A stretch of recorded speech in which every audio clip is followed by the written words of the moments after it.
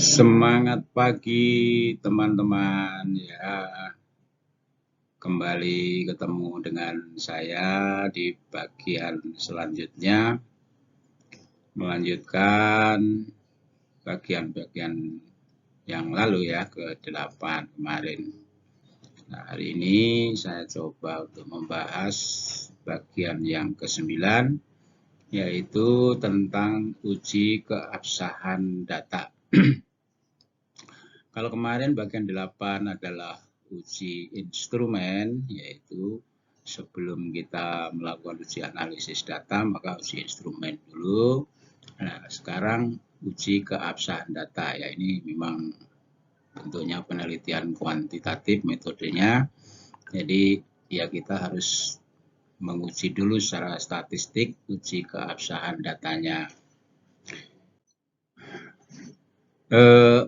Bagian 9 ini sebenarnya uji asumsi klasik ya, yang saya maksudkan adalah ada setidak-tidaknya 4 uji statistik, yaitu uji asumsi klasik, normalitas, uji multikolinearitas, kemudian uji heteroskedastilitas, dan uji autokorelasi.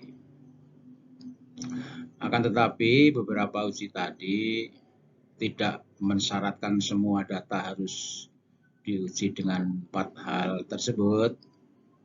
Hanya biasanya salah satunya adalah yang sering digunakan adalah uji normalitas ya. Nah, uji normalitas ya tentu maksudnya adalah apakah data yang kita peroleh itu berdistribusi normal, itu maka harus kita uji. Ada pendapat bahwa sesungguhnya kalau sampelnya atau kuesioner yang kita sebar itu melebihi dari 30, itu sebenarnya udah otomatis berdistribusi normal. Ada yang berpendapat demikian. Tapi supaya kita lebih meyakinkan diri, tidak salah kalaupun misalnya katakanlah sampelnya 100, nggak apa-apa. Jadi kita uji supaya kita lebih yakin. Atau kita hanya klik dengan SPSS sudah muncul ya. Jadi ini contohnya seperti itu hasil dari uji SPSS. Jadi kalau memang sudah ada penyebaran ya, berarti kita anggap sudah normal. Seperti itu contohnya. Ya, nanti teman-teman setidak-tidaknya menguji normalitas ya. Nah, ada juga uji multikolinearitas juga dengan SPSS bisa. Contohnya seperti ini. Kemudian ada uji heteroskedastilitas juga seperti itu. Masing-masing ada penggunaannya untuk data yang seperti apa. Juga uji autokorelitas ya. Korelitas itu ada hubungan, itu seperti apa, kita di SPSS juga sudah kita contohkan. Nah, tadi saran ke depan, tidak semua data harus memenuhi semua uji ini. Jadi setidak-tidaknya kita sudah bisa menguji salah satu, misalnya uji normalitas. Ya sekali lagi bahwa tidak semua uji klasik ini bisa kita gunakan. Ya mungkin yang memang yang mensyaratkan jika analisisnya dengan analis regresi itu seperti apa nanti bisa kita lakukan. Nah, yang paling penting saya tekankan di sini adalah manakala atau kita ingin melakukan analisis verifikatif itu kalau memang data yang kita peroleh bukan data interval, maka kita harus melakukan transformasi data dulu. Rata-rata teman-teman mahasiswa melakukan atau mengambil data untuk kuantitatif ini dengan menyebar kuesioner. Nah, pada saat menyebar kuesioner biasanya diberikan pilihan jawabannya antara 1 sampai 5 misalnya. Nah, itu berarti kan kita menggunakan skala Likert dengan pilihan 1, 2, 3, 4, 5 biasanya seperti itu. Nah, kalau itu yang kita gunakan, maka akan menghasilkan data ordinal. Nah, data ordinal ini tidak bisa kita gunakan untuk analisis verifikatif, sehingga perlu ada transformasi data. Itu ya. Jadi, kenapa makna transformasi data? Kira-kira begitu jika datanya yang kita peroleh adalah data ordinal, maka perlu kita lakukan transformasi data. Nah, ya, ini data empirisnya rata-rata teman-teman mahasiswa melakukan kuesioner itu dengan data-data yang menghasilkan data ordinal, sehingga perlu kita rubah menjadi data interval melalui transformasi data. Menurut Prof. Sugiono, ya, bahwa langkah-langkah transformasi data itu kita harus memperhatikan setiap butir jawaban, ya, dari angket yang kita sebar.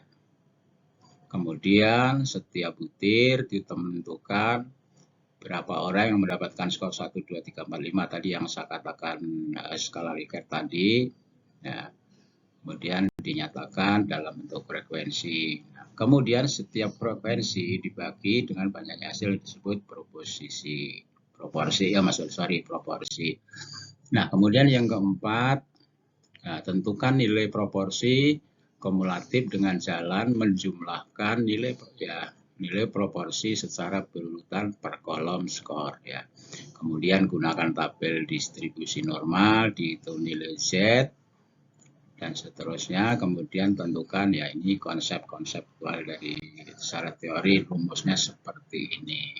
Nah, itu kalau dihitung manual, ya, dengan rumus itu. Tapi sekarang kan kita sudah difasilitasi dengan alat transformasi data yang kita sebut dengan MSI, ya. Teman-teman tinggal, kalau yang baru mulai melakukan penelitian tinggal download saja.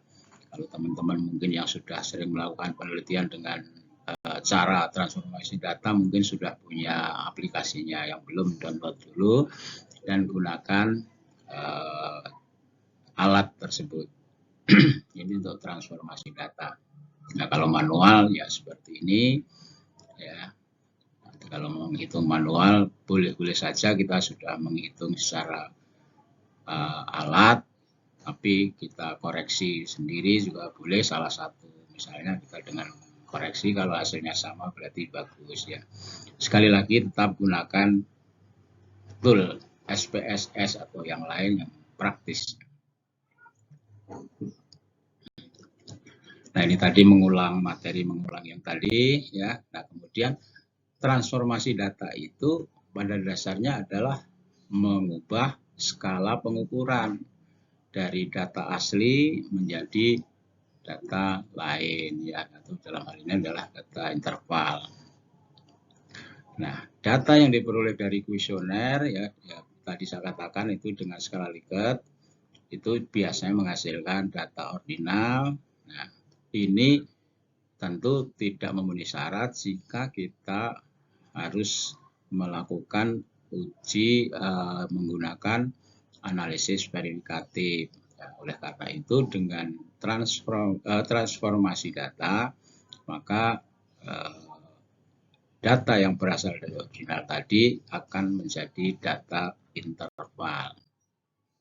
Nah, itu teman-teman, ya, sebagian dari kelanjutan uji keabsahan data. Jadi nanti ini biasanya memang di bab 3, ya.